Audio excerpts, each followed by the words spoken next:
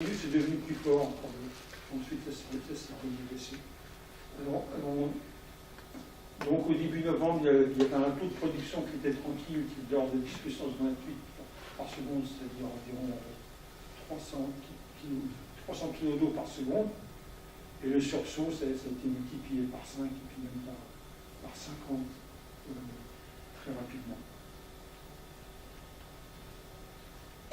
Alors, qu'est-ce qu'il faut en retenir de tout ça? Bon, je laisse la parole à 3 personnes célèbres.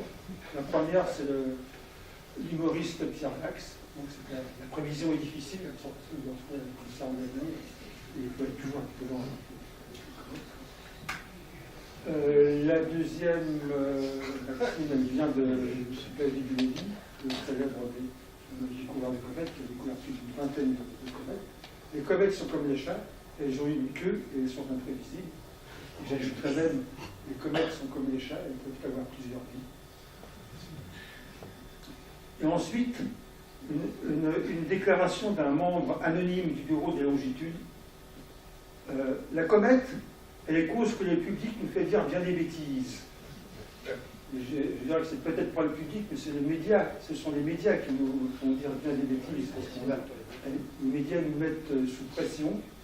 Nous oblige à commenter en direct l'information, souvent parcellaire que l'on a, alors qu'on aimerait bien travailler dans la tranquillité, et dans le calme et la sérénité. Bon, ce membre des bureaux de longitude qui n'a pas été identifié, il a dit ça à propos de la comète de Halley. C'était sorti du Figaro le 21 mai 1910. C'était au moment où la queue de la comète de Halley devait rencontrer la Terre, il prédit des tas de choses formidables. Bon, en fait, si cette comète n'est pas... Bon, il faut quand même dire ce qu'il y a. Il y a eu énormément d'observations qui ont été faites sur la comète, disons, avant l'épidémie. On a suivi plusieurs phénomènes de sursaut. On va probablement tirer au clair cette histoire d'éclatement. Et surtout, il y a eu 3 coronographes spatiaux. Il y a eu 3 coronographes spatiaux qui ont pu observer en continu ce passage près du Soleil de la comète, de 3 endroits différents, qui vont permettre de reconstituer le phénomène et l'évolution des queues à 3 dimensions. Ça va être quelque chose d'assez important à découvrir par la suite. Bon, la comète Ison, donc c'est pas tout. En ce moment, il y a une autre comète intéressante, la comète Lovejoy. Alors Lovejoy, c'est un nom formidable. Une comète qui a un nom pareil, mais peut-être qu'une belle comète. Et effectivement, c'est une belle comète. Actuellement, elle a la magnitude 5, c'est quasiment visible à l'œil nu. Et là, je vous présente les observations d'aujourd'hui de la comète annoncée. J'ai déjà dépouillé tout à l'heure. La comète était observée aux alentours de midi. On voit un magnifique signal en absorption. Bon, il y a quelques jours ou quelques semaines, on observait en émission toujours cette histoire des phase swings, de la vitesse de la comète par rapport au Soleil et de la courbe d'inversion du laser. Et on détecte un taux de production de OH qui est assez important, qui fait 10 puissance 29 molécules par seconde, c'est-à-dire... des molécules par seconde. Oui, c'est des molécules par seconde, oui. Donc ça correspond à 3 tonnes d'eau par seconde. Mon collègue Nicolas Biver est actuellement à l'IRAM. Bon, parce que l'avantage de toute cette médiatisation de la comète Ison et de la campagne qui a été suscitée par la NASA, c'est qu'on a pu obtenir très facilement du temps de télescope. Et ce temps de télescope, il n'est pas perdu, puisque actuellement, nous le réutilisons sur la comète Lovejoy. Donc on est quand même gagnant. Bon, alors, en conclusion, quels sont les avantages et les inconvénients? Il y a eu les limites des observations des comètes annoncées.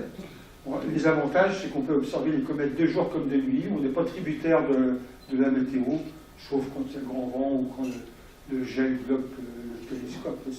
C'est vraiment très rare. Et on peut faire des observations même très près du Soleil. On a observé la comète même le jour de son, comme disons, le jour de son période. Et Ensuite, c'est un radiotélescope, c'est un moyen national, c'est un radiotélescope qui est disponible.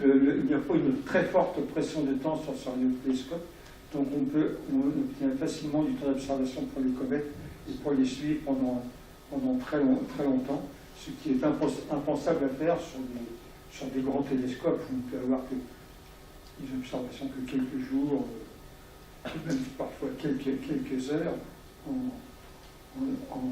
faisant beaucoup d'efforts de demande. Alors les inconvénients, c'est que la sensibilité est assez limitée. On est limité à des comètes, ce que je vous ai montré. Je pense que la magnitude est 11, plus que 11, ça devient difficile à observer, à moins que ce soit des comètes qui passent très près de la Terre. Les observations sont limitées aussi au moment où l'inversion du maser-OH est favorable, c'est-à-dire que lorsque cette inversion est assez importante, lorsque l'inversion est déjà autour de 0, l'arrêt est pas très fort, on est beaucoup moins sensible. Et ensuite, on ne maîtrise pas encore totalement le mécanisme d'excitation. Il y a d'autres phénomènes parasites qui rentrent en jeu, par exemple les collisions qui éteignent le maser-OH et qui ne sont pas toujours faciles à prendre en compte. Bon, comme dans tous les bons films et dans les mauvais films, il y a un générique. Donc ça, c'est le générique que je vais plutôt passer aux photos.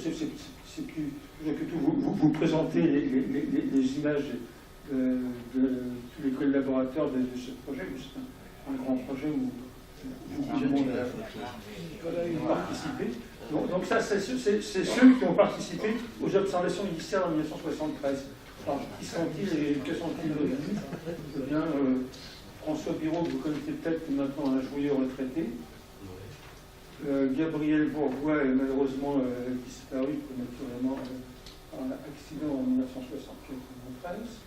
Celui-là, je ne le présente pas. René Philippe, lui, a quitté la radioastronomie peu après les observations de Comitec, qui est devenu enseignant-chercheur à l'école des mines de Saint-Étienne. Éric Gérard est toujours actif, il fait toujours des observations à Nancy. Il est retraité, mais il est toujours actif. Et bon,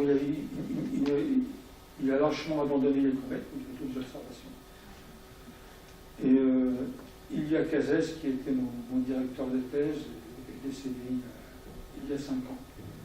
Bon, alors maintenant, l'équipe de comètes actuelle, c'est complètement rénové, évidemment. Je suis le seul rescapé de l'équipe d'origine. Il y a Nicolas Biver, qui est l'un des piliers de la SAC, responsable de la commission des retraites, Dominique Bolquet-Normand, et Pierre Colomb. Et il y a beaucoup de gens qui sont passés aussi parmi nous, le temps d'une thèse ou d'un stage, d'un postdoc, et parmi eux, je voudrais signaler Didier Desbois et Laurent Jourdain. Et il ne faut pas oublier non plus que toutes ces observations à Nancy n'ont été possibles que grâce au soutien logistique et technique de toute l'équipe de la station de Nancy. Je crois que maintenant j'arrive à la fin.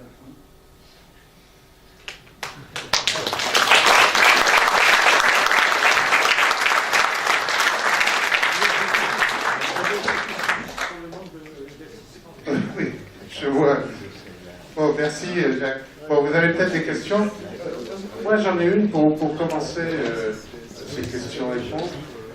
Qu'est-ce que la radioastronomie apporte par rapport à l'observation visuelle? C'est un complément ou c'est une corrélation des mesures Il y a à la fois une corrélation. Il y a à la fois une corrélation. Il y a à la fois une corrélation, c'est que je vous ai montré la corrélation entre les magnitudes visuelles et le taux de production comme les gens.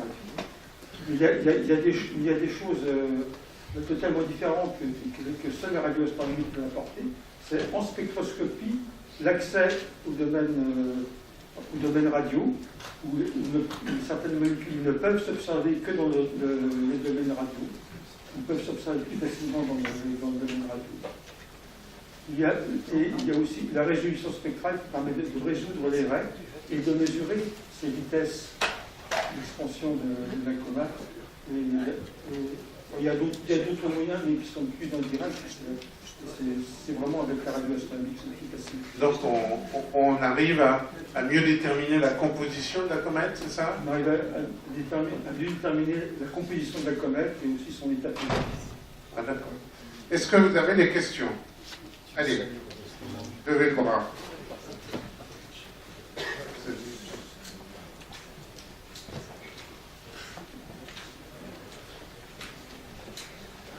Voilà, parlez bien près du micro.